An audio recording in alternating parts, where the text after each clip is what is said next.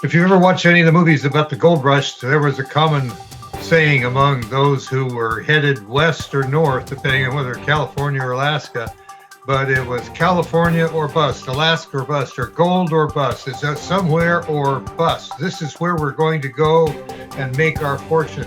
And so the title of this podcast is Stocks or Bust, because if you are going to be financially secure in retirement, you have no choice but to be in the stock market and manage what people perceive as risk, which is really short-term gyrations for the most part, with serious drawdowns subject to rules of management instead of hanging on and praying for recovery when you're emotionally set to abandon ship when it's already deeply underwater and you do not need to be there. My name is Don Creech. And I'm Perry Sykes, and welcome to the Investor Resources Podcast.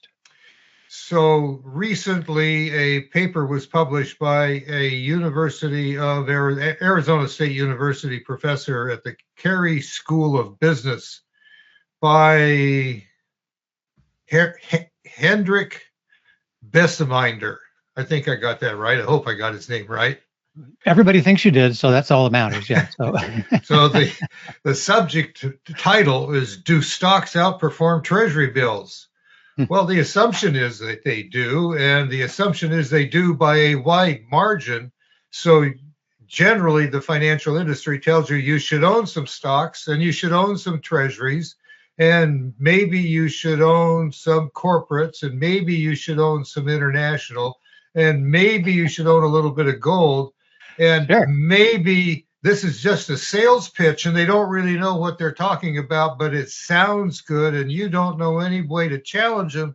So you go along with this broad diversification, which Dr. Beseminder says in his paper makes no sense because the majority of stocks in the S&P 500 since 1926, that's a long time ago, do not outperform 1 month treasury bills. Well, if they don't outperform 1 month treasury bills, why is the industry telling you should buy stocks? What are we doing? Sure.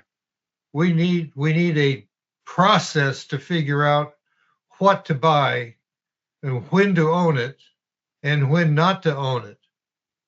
So basically 4% of the stocks account for, quote, all wealth creation in the U.S. stock market. 4%. Above treasury bills. So in the S&P 500, which is what he did a study, 96% of the S&P 500 you can count on will not be better off than owning 1 month treasury bills. And yet that's a common strategy. Well, let's just buy the S&P. We're just going to buy the S&P. We'll be fine. Well, apparently not. There's a large percentage of those stocks that aren't going to make it. They're not going to return any value. So you've been taking this incredible amount of risk for just a handful of those securities to actually do you any good. And if you're paying attention, you don't have to just buy 4 or 5 stocks, but you also don't have to buy 500 to make sure you're getting a good share of the gainers.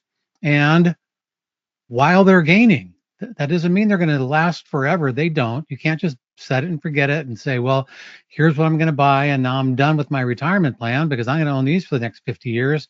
Not a good idea. You don't know how long they're going to do and when are they doing well. Maybe they were great for 10 years, and then the next 10 or 15 years, they're not so great. So you need to be paying attention to what's actually returning value to your portfolio and not just blindly hold things for the long term. It really does not work out in your favor. So Dr. Beseminder's study starts at 1926, but we can look at major cycles in the U.S. economy. There was a time when canal operating companies were the winning companies to be participants in, because we moved product in rivers, waterways, and canals. And then that got replaced by railroads. And then that got replaced by automobiles and trucks. businesses cycle as the economies develop. And so many of these stocks that were winners for a while, none of them are still winners today. If you stayed committed to the S&P 500 back in 1926, you would have owned automobiles through many disastrous cycles. And automobiles became replaced with airplanes. Sure. Well, if you live in the Northwest, you know that airplane companies aren't necessarily a guarantee for wealth creation either. Correct. Because Boeing has certainly had its troubles, and so have the other major competitors along the way. What do you do here then, Perry? You got some guidance for us. It's just so important, Don, to think about things in those terms that you just laid out. Those guys who were the titans of the canal industry were not thinking about airplanes. Well, they didn't exist yet, right? But all of their business got replaced, all of it, either by long haul trucks or by cargo planes. They had no idea. And that happens time and time again across all industries. There was a time in the United States, the biggest contributor to the communication sector in the U.S. economy was the telegraph. You remember the telegraph? We all know Morse code, right? Of course. Yeah. So that was it. That was the top of the line. Telegraph operators. In fact, the first telephone that came out once Mr. Bell decided to do that, they thought the best function of the telephone was going to be to help out the telegraph operators because they owned all the communications. Instead of, no, that's going to replace them all. In fact, it's going to eliminate them all. People can talk station to station by themselves now. They don't need a telegraph operator. That's a disruptive industry. That happens so much more often now, but people don't even pay attention to it. And that's the danger of these, the idea of a highly diversified portfolio that you don't really have to do anything to, just own all these great stocks and then forget about, leave them alone. Well, a significant percentage of those stocks are going to become worthless. They're not going to make it to your retirement date. And you need to be paying attention to which industries are being disrupted and what you're going to do next, because the things are going to change, and they're changing more than ever before now, and they're changing faster than ever before right now. So it's very important to be on top of that, and don't get complacent and ignore where your money is, where you've made money, and are you still making money there today? Well, you're thinking of these companies that were big at one time. Let's go back into the 50s. And how about Ma Bell? Sure. AT&T had a monopoly. You bet. And then it got broken up by the courts. So we ended up with the regionals. And now the phone companies are under pressure because we have new media, social media, and you don't need to be copper wired into a telephone. You walk around with it in your hand. You walk around with a computer that could get you to the moon and back more efficiently than the software that got men to the moon the first time. Right. So, and no doubt, we've all seen that person walking around with their face in their phone as they're walking into the old telephone pole because they're not paying attention anymore. So you need to get your eyes up and take a look. So the issue is, when you're looking at the stock market, instead of this broad diversification concept of being married into it, let's look at what is actually driving the market in the current condition. Right. And that continues to change. It is not a static decision that you make. It is one that you monitor. It's not like going through school and getting a high school diploma and then getting a 4-year degree at a college and then saying, I've made it. I don't have to study anymore. I am set for life. That's not going to work. In order for you to advance in any career, you are going to have to continue to learn more and more and adapt to new ways, new market conditions, new competition. We don't think that that's abnormal at all. But when it comes to people building their stock portfolios, I can't sell that. I've owned it a long time. I can't sell that. I inherited that from my mother. My grandfather would be absolutely rolling over in his grave if he knew I was going to sell this stock that he bought so many years ago before I was even alive. But Correct. those anchors are detrimental to achieving financial retirement. It's financially secure retirement. So what do we do that's different? Well, one thing that we've learned, one of the many things we've learned, is that concentration can be managed. And concentration generates excess return. I remember one of the comments from an auditor, because we get audited from time to time by the state and the securities auditors. They come in, and one of the questions is, well, why do people hire you? Don't they want to beat the market? Well, everybody would like to beat the market, but guess what? In virtually every financial advisor's office, you're going to be asked questions. How much are you, one of which is, how much are you willing to lose when the market goes down before you cry uncle and want to get out? That's Well, it. people have a pain threshold, if you will, that says, I don't want to lose any money. Okay, I agree. I don't want to lose any money either. And it's not fun losing any money. But you can't make money in the market on the upside if you don't accept the fact that there is always risk on the downside. Now, what are you going to do about it? That's the question. There you And go. for most people and most financial advisors, it's, well, we're going to buy a whole bunch of other stuff and maybe it won't go down when the market goes down. Maybe. Now, maybe they don't say maybe, but that's what the implication is.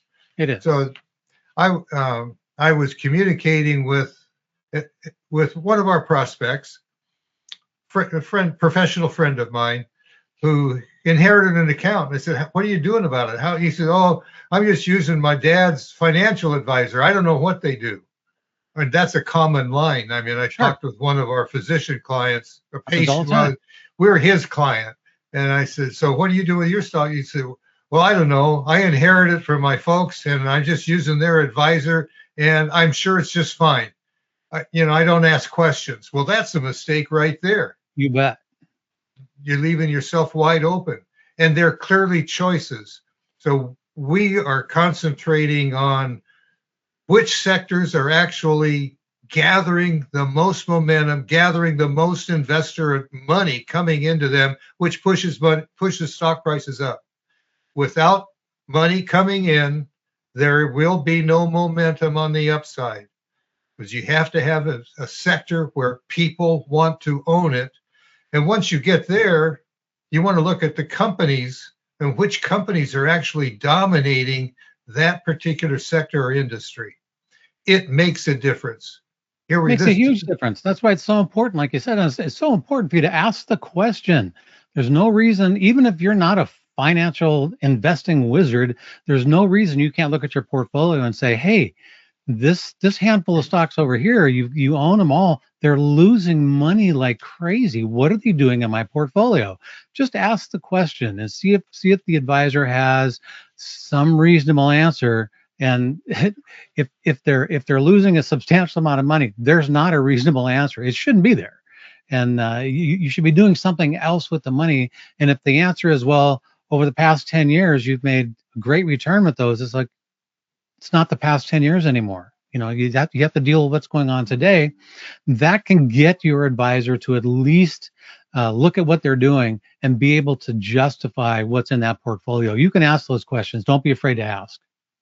So we're doing this podcast on the 28th, and I pulled up my record keeping from yesterday. So yesterday, the market was up, finished up again today, but the S&P 500 was plus just shy of 2%. It's plus 1.94% year to date. So that's from December 31 to January 27.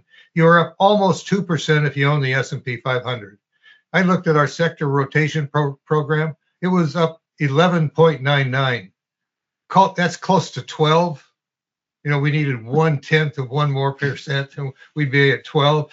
So we finished there today on the 28th. So it's your choice. Do you want 2 or 12? It's the same stock market. If you're broadly diversified, you own the stocks we own in our sector rotation program, except you probably own 2,000 or 3,000 other companies that are doing you no good. There you go. You are overly diversified because somebody's not doing enough work to figure out where the money is being made in the market today. And that needs to be on an ongoing basis, because what we own today is unlikely, the majority of it are unlikely to be in the portfolio by the end of the year. Now, some of it may be, but we are in a year of major transition as companies try to figure out how to implement artificial intelligence. And that's not just tech companies, that's farmers, plumbers, architectural firms. They're all trying to figure out how they're going to use AI. Some of them are going to be very successful, and some of them are going to find out they wasted their time and their money. You don't want to own those companies. Yep. If you do own them, you should be getting rid of them when it becomes obvious that they haven't figured out how to use AI. Maybe they will next year. But what are you going to do? You're going to own them and wait until next year and say, well, now it's profitable after I could have done something better with my money. That's not going to prepare you for retirement. You've got to do something that is actively paying attention. If you're not going to do it, you need help. We have a process. We'll be glad to talk to you about help. If you'd like to talk to us, give us a call, contact us on our website, or call us on our toll-free number. We'll be glad to chat with you. It doesn't cost anything to chat. 800-317-9119. That's 800-317-9119. Subscribe to our podcast. We have more information coming. You want to be sure that you don't miss any of it. If this is worthwhile for you, share it with your family, friends, and coworkers. They may find it interesting too. With that, we wish you a great day and a very successful year in your life and in your portfolio.